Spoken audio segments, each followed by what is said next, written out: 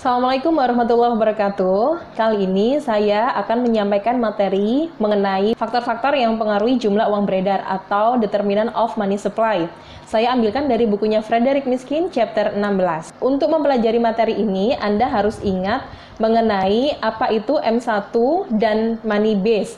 M1 itu terdiri dari currency in circulation dan checkable deposit, sedangkan money base itu terdiri dari currency in circulation dan reserve.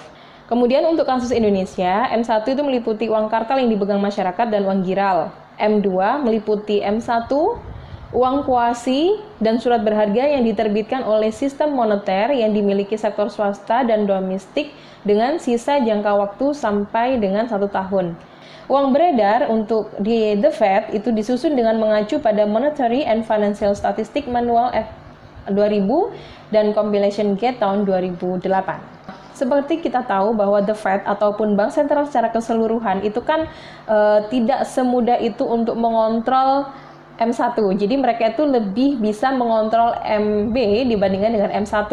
Hal ini dikarenakan di M1 sendiri itu kan currency ditambah dengan checkable deposit. Nah, checkable deposit itu banyak sekali faktor-faktor di luar sana yang uncontrollable oleh The Fed ataupun Bank Sentral. M1 sendiri itu terdiri dari money multiplier dikalikan dengan money base. Apa itu money multiplier? Multiplier itu kan efek pengganda, jadi semacam kayak turunan gitu. Jadi menunjukkan elastisitas gitu ya, seberapa peka M1 akibat perubahan money base. Untuk kasus di Indonesia ini adalah komponen jumlah uang beredar M2 terdiri dari M1, uang kuasi, dan surat berharga selain saham. Ini data tahun 2019 sampai 2020. Uang sempit sendiri terdiri dari uang kartal, giro rupiah, uang elektronik. Kemudian uang kuasi ada simpanan berjangka dalam bentuk rupiah dan falas, tabungan rupiah dan falas, giro falas, dan kalau di total jumlah uang beredar dalam arti sempit M1 ditambah dengan uang kuasi, ditambah dengan surat berharga selain saham itu menjadi M2. Ini adalah data pertumbuhan uang beredar dalam arti sempit di Indonesia tahun 2014 sampai 2020. Bisa diperhatikan bahwa hubungannya negatif ya antara giro dan uang kartal. Untuk M1-nya secara keseluruhan itu ada yang di bar chart itu dan dia juga fluktuatif. Nah, untuk mengetahui mengenai faktor-faktor apa aja yang mempengaruhi money supply, kita kembali lagi ke persamaan awal bahwa currency ratio itu merupakan currency dibagi dengan checkable deposit. Excess reserve ratio itu adalah excess reserve dibagi dengan D. R itu terdiri dari required reserve ditambah dengan excess reserve. Untuk required reserve ratio itu adalah required reserve dibagi dengan D, maka required reserve itu adalah R dikalikan dengan D, sehingga reserve itu merupakan R dikalikan D ditambah dengan E kali D. Seperti yang kita lihat ER itu kan sama dengan E kali D, maka R plus E dikalikan dengan D. Perlu diingat bahwa money base itu terdiri dari R plus C. Maka R-nya kita ganti dengan R plus E kali D, C-nya kita ganti dengan C dikalikan D, maka kita akan menghasilkan R plus E plus C dikalikan dengan D untuk komponen monetary base. Dengan demikian kita bisa mendapatkan D adalah 1 per R plus E plus C dikalikan dengan MB. M1 sendiri adalah C plus D, maka kita masukkan C-nya adalah C dikalikan dengan D, ditambah dengan D, maka menjadi C plus 1 dikalikan dengan D. D-nya kita ganti dengan yang sebelah kiri, maka akan menjadi C plus 1 per R plus E plus C dikalikan dengan MB. Ini menunjukkan bahwa perubahan MB sebanyak satu satuan itu akan menaikkan M1 sebesar C plus 1 per R plus E plus C. Oke, untuk memudahkan itu kita simulasikan dengan angka. Nah, ini contohnya, misalnya diketahui required reserve ratio-nya adalah 0,1, currency in circulation-nya 400, checkable deposit-nya 800, excess reserve-nya 0,8, maka kita bisa menghitung bahwa currency ratio adalah currency in circulation dibagi dengan checkable deposit, yaitu 400 bagi 800 sama dengan 0,5. Excess reserve ratio itu adalah excess reserve dibagi dengan checkable deposit, 0,8 dibagi 800, maka hasilnya adalah 0,001. Kemudian kita kembali ke rumus money multiplier, yaitu M sama dengan C plus 1 per C plus R plus E. Kita masukkan angkanya, yaitu 0,5 ditambah 1 per 0,5 ditambah dengan 0,1 plus E 0,001, hasilnya adalah 2,5.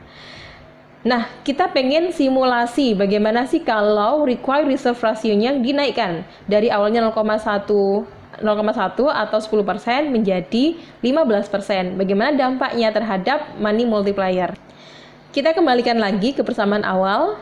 M adalah C plus 1 per C plus R plus E dengan memasukkan angka yang sama kecuali required reserve ratio-nya menjadi 0,15.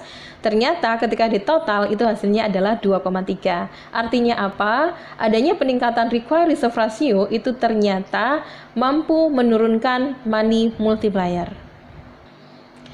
Untuk excess reserve sendiri itu dipengaruhi oleh dua faktor. Yang pertama adalah market interest rate, dan yang kedua adalah expected deposit outflow atau estimasi atau prediksi dari penarikan dana. Jadi suku bunga yang saya maksud di sini adalah market interest rate ya. Jadi bukan suku bunga yang berupa kebijakan. Jika market interest rate meningkat, maka kemungkinan bank komersil untuk meletakkan dananya dalam bentuk excess reserve akan semakin berkurang. Kenapa? Ini bisa dilihat dari dua aspek. Yang pertama adalah ketika market interest rate itu naik, maka dari bank komersil punya beberapa pilihan untuk meletakkan uangnya mana yang lebih profitable, gitu kan. Kalau misalnya market interest rate naik, mending saya taruh aja di misalnya loan atau di obligasi atau apa kayak gitu kan, sehingga saya akan mendapatkan return yang lebih tinggi dibandingkan kalau hanya saya taruh sebagai excess reserve. Atau sebaliknya, misalnya menyalurkan dana ke masyarakat itu menjadi lebih menggiurkan, katakanlah dengan kenaikan suku bunga. Artinya kan bank komersil itu kemungkinan dapat return yang lebih tinggi juga daripada duit ditaruh di bank sentral, mending saya puter gitu ya. Itu logika sederhananya seperti itu. Deposit outflow-nya itu semakin tinggi, maka excess reserve-nya juga akan semakin tinggi karena hedging, takut kalau terjadi apa-apa. So far itu memang diasumsikan ya bahwa the Fed itu bisa ngontrol money base-nya dengan baik. Tetapi kan faktanya tidak seperti itu. Semakin sophisticated sebuah financial market gitu ya, itu akan banyak sekali hal-hal yang nggak bisa dikontrol gitu ya. Oleh karena itu di monetary base-nya sendiri itu dibedakan menjadi dua, yaitu yang bisa dikontrol oleh the Fed, kemudian dengan unborrowed monetary base, yaitu monetary base yang nggak bisa dikontrol oleh the Fed ataupun bank sentral. Sehingga non-borrow MB itu sama dengan monetary base dikurangi dengan diskon loan. Jika M itu adalah money multiplier dikalikan dengan MB, maka M dikalikan MBN plus DL. Secara keseluruhan bisa kita simpulkan bahwa terdapat beberapa faktor yang mempengaruhi money supply. Di antaranya adalah required reserve ratio, dan dia berhubungan negatif, kemudian non-borrow monetary base yang berhubungan positif, discount loan yang berhubungan positif, currency ratio yang berhubungan negatif, expected deposit outflow yang berhubungan negatif, dan suku bunga yang berhubungan positif. Sehingga bisa kita simpulkan ada 6 faktor yang mempengaruhi money supply. Oke, seperti itu dulu materi mengenai faktor-faktor yang mempengaruhi money supply. Semoga bermanfaat. Assalamualaikum warahmatullahi wabarakatuh.